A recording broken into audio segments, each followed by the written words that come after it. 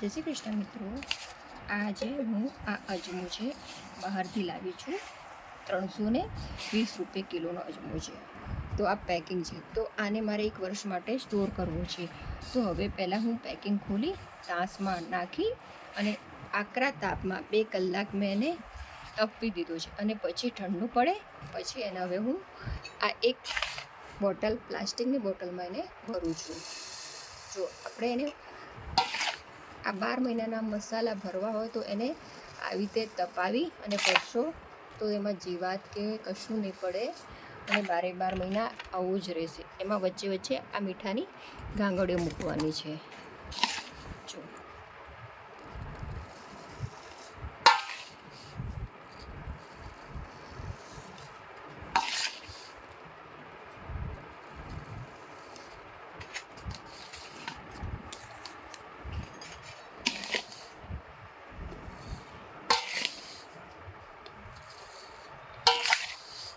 જો આવી રીતે ધીમે ધીમે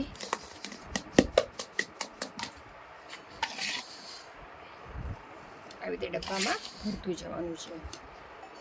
ખાસ ધ્યાન તપાવી અને ઠંડો થાય પછી જ આપણે નાખવાનો છે. જો ગરમ તમે ભરી નાખશો બોટલમાં એમાં ફરીથી તમારે ભેજ થઈ જશે અને એમાં જીવાતો પડશે. જો આ આપણો અજમો ભરાઈ ગયો છે ડબ્બા.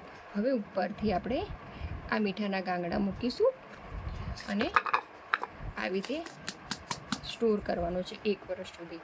તો તમારો અજમો એવો રહેશે, એમાં જીવાત નહીં પડે. જય શ્રી કૃષ્ણ. બરાબર, લાઈટ બાજુ